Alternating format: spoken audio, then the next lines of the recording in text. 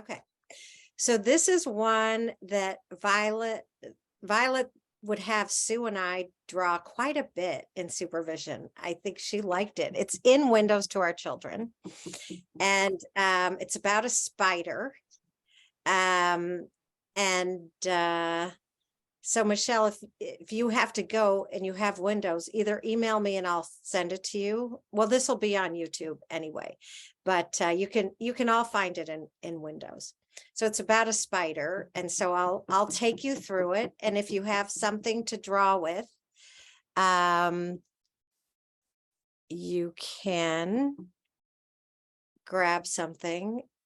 But as all the drawings, they can be really simple colors, lines, and shapes, nothing to stress out about. Okay. So go ahead and get into a relaxed position.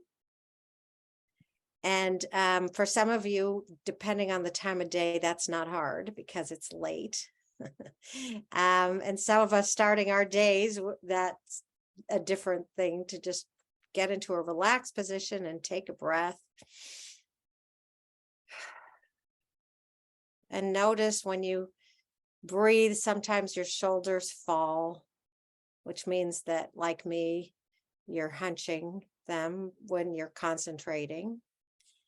And just scan your body from your head to your toes. And just notice that you go all the way down to your toes. Maybe you want to wiggle your toes. Take another deep breath.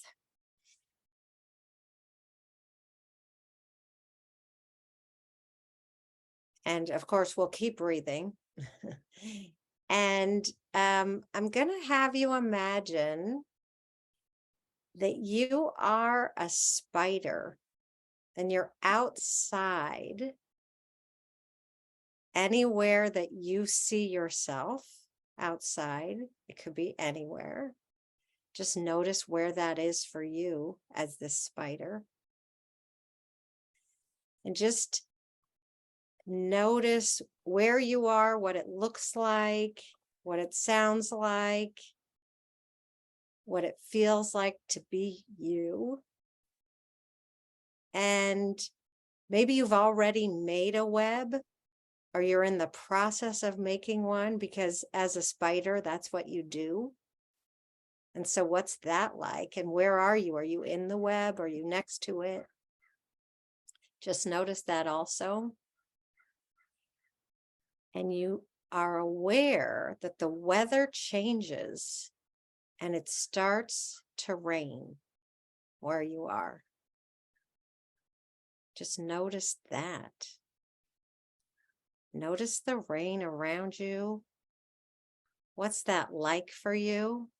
How do you respond? What does it look like? Feel like?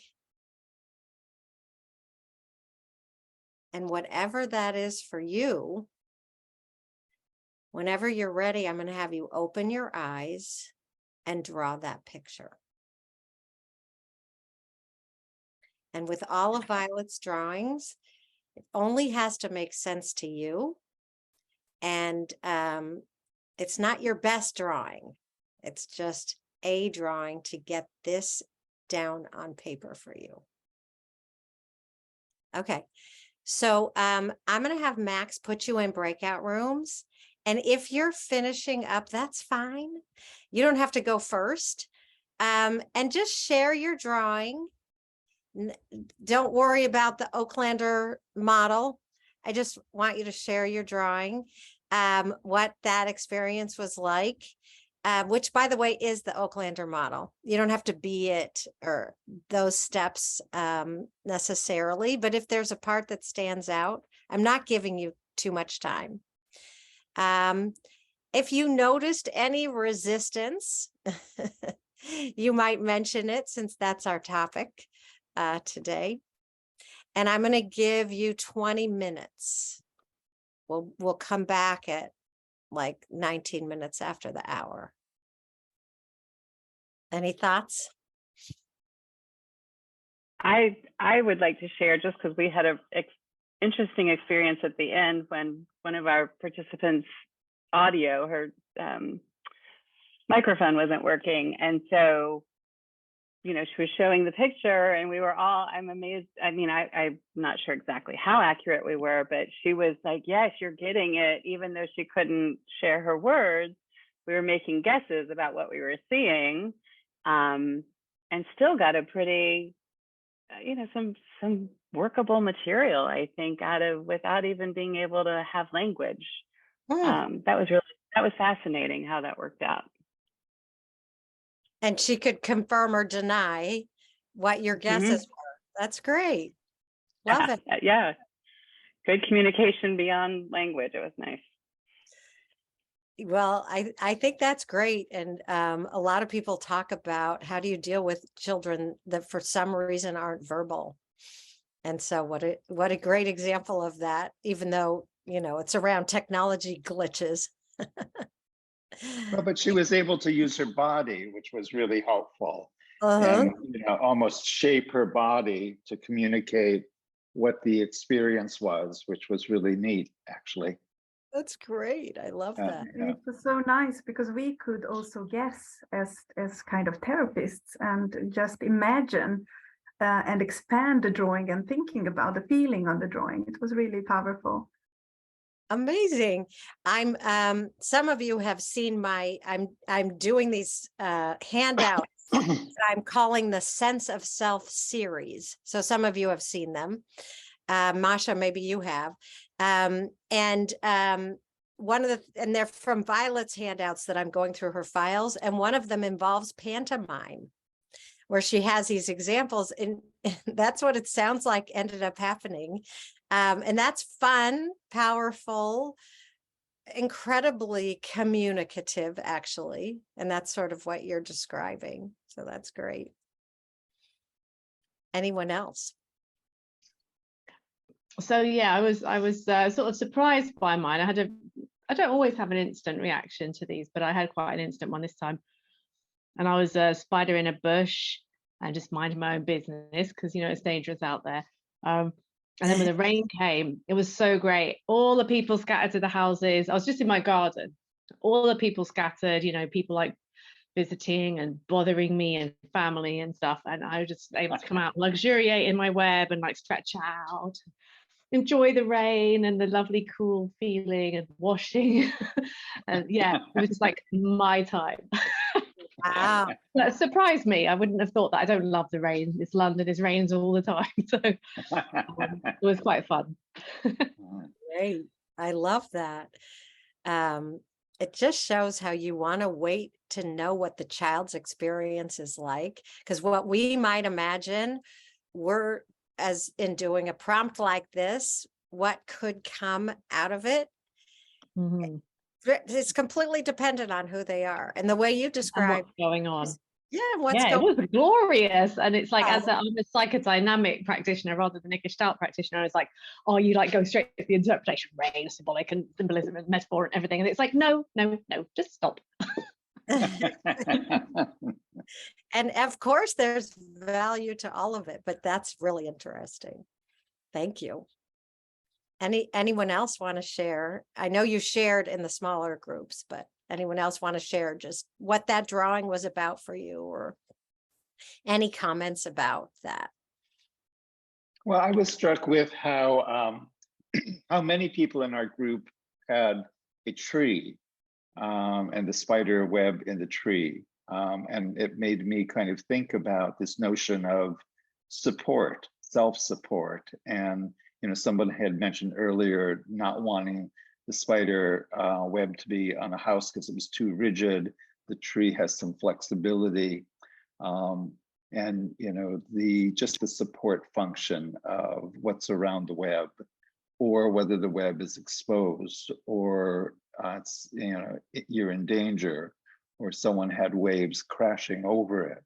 And I thought it's just a really lovely metaphor for the kind of self-support we have, and how we can launch into a kind of a discussion of where is our safety, where's our support. Right. Yeah. I wanted to do one that isn't used commonly, just so that maybe you've done it before, but maybe not as often as the other ones, or maybe it was new. Okay, so any thoughts or comments about today's just for now? Oh, there was a question. I don't even know if you're still here. Someone asked about the conference. There's going to be an online portion available to everyone from anywhere. You know, we mean that we want that to be for global participation. And then what we're going to have we've called it a few different words, but we're going to have something in here near Santa Barbara for people who want to participate in person. That will not be available online. And then we invite people to either host something where they are. I think Soledad, you're going to, yeah, in Argentina. Or you were thinking of it? We are thinking of this with Laura, but we need to talk to you about this. So Yeah. we have plenty of that about that. Okay. Maybe we can email you. Yeah, well, we can have a call about it. So the idea is that, and maybe Sveta's thinking of one in Bulgaria, Seema might do one. And so it could even be somewhere in the US if you're not going to travel to Los Angeles, or you can just attend the online one, not just, that's going to be, you know, very rich.